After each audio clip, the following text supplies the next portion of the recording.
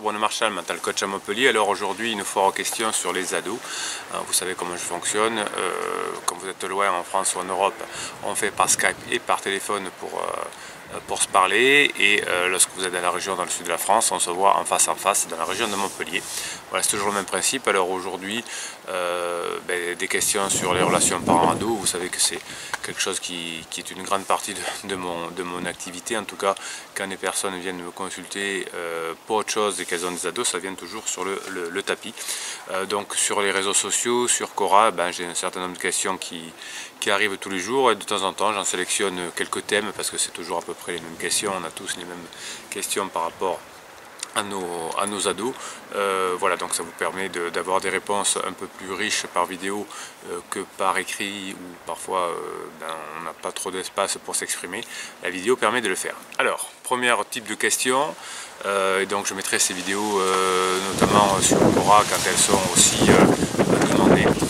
Comme ça on a la réponse directement sous la question. C'est intéressant aussi, et puis ça peut donner des idées à des personnes qui posent un type de question, d'avoir les trois autres formes de questions que vous allez voir aujourd'hui, parce que ça se rejoint donc autour des valeurs et du respect.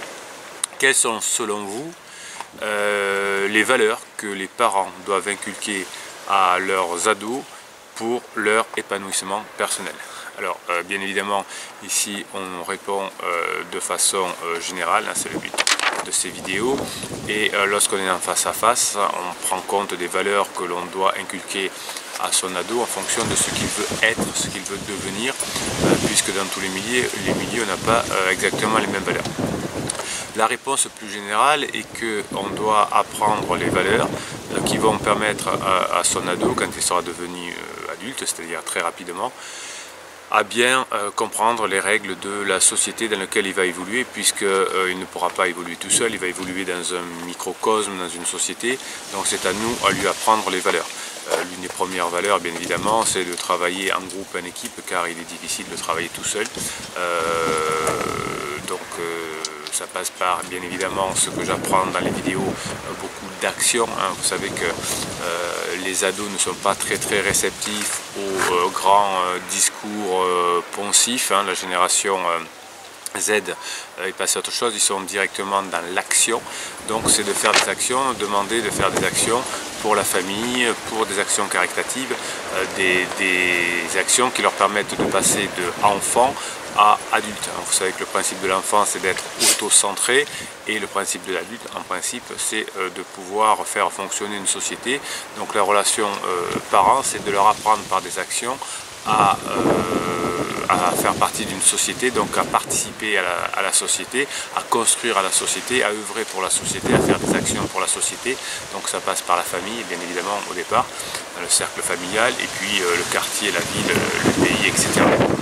Donc la difficulté pour les parents, c'est que on ne voit pas toujours quand nos enfants deviennent des ados, et on a du mal à se projeter sur le monde adulte, et donc on a toujours tendance à vouloir les protéger, à dire on a le temps, etc. Donc en tant que parents, on fait des bêtises comme tout le monde. Donc il faut, nous aussi en tant que parents, se détacher de nos peurs, de nos frustrations, de nos angoisses, etc. pour avoir ce rôle d'éducateur aussi, et bien évidemment, et plus on va aimer ses enfants, plus on va leur apprendre ces valeurs-là qui leur seront bien évidemment profitables plus tard. Alors c'est difficile parce que vous connaissez mon principe, c'est que tout ce qui fait du bien à court terme peut faire du mal à long terme, et tout ce qui fait suer, entre guillemets, faire des efforts à court terme est redevable à long terme. Par exemple, quand on va prendre de la méditation, au départ c'est un peu pénible parce qu'il faut se concentrer, il faut rester assis, etc. Mais au bout de quelques semaines de travail, on a une reconfiguration du cerveau très intéressante.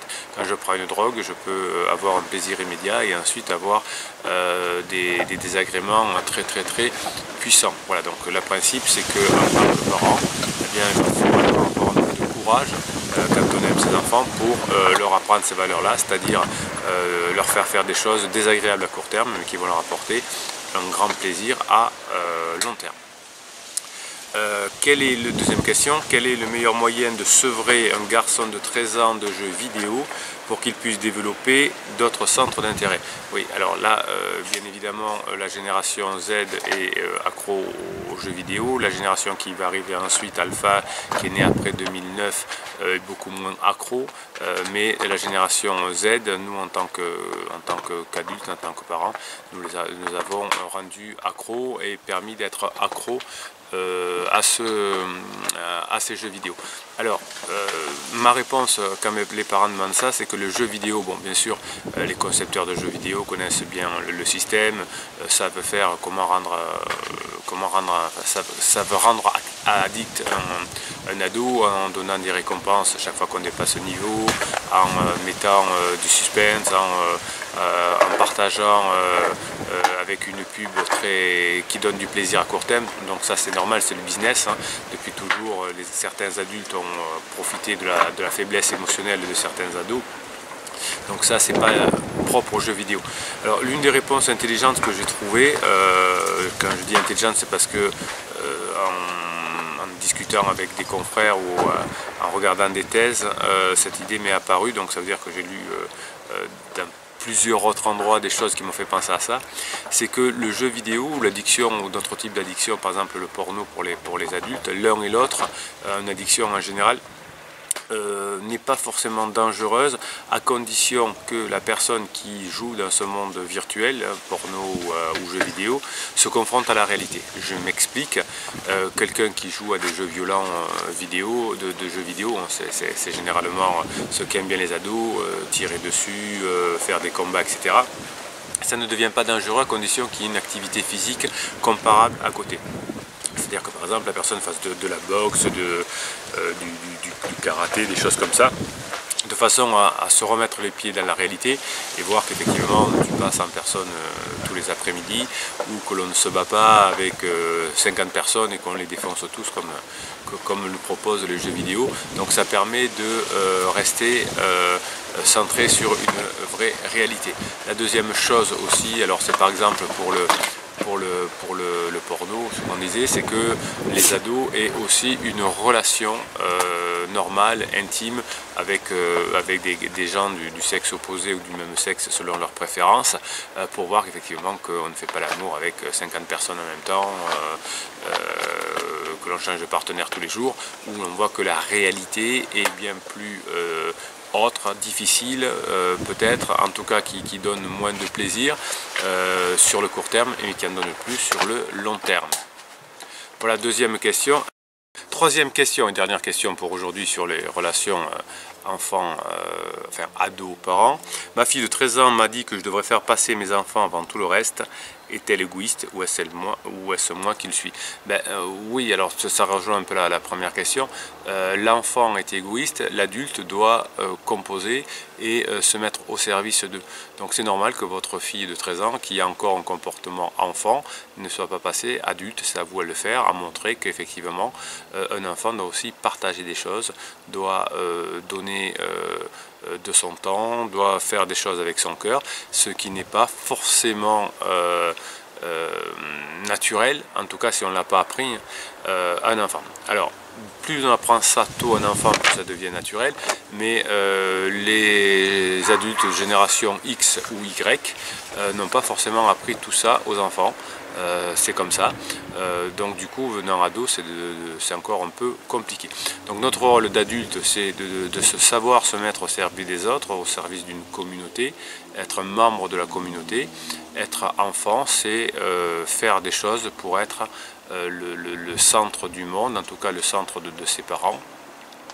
Et donc c'est deux comportements différents. La difficulté de l'adulte, quand il est aimant par rapport à ses enfants, quand il a cet amour inconditionnel, de sortir de cet amour où on est quand même assez à l'aise, parce que c'est facile de rendre l'enfant au centre du monde, parce qu'il suffit de dire oui à beaucoup de choses et l'enfant est apaisé ou l'ado est apaisé, sauf que effectivement à long terme ça devient catastrophique. Dans notre rôle de parents est de devenir absolument, comment dirais-je, enseignant et acteur, non pas enseignant de choses théoriques et un savoir de connaissances comme l'éducation nationale le fait, hein, ça c'est le rôle de l'éducation nationale.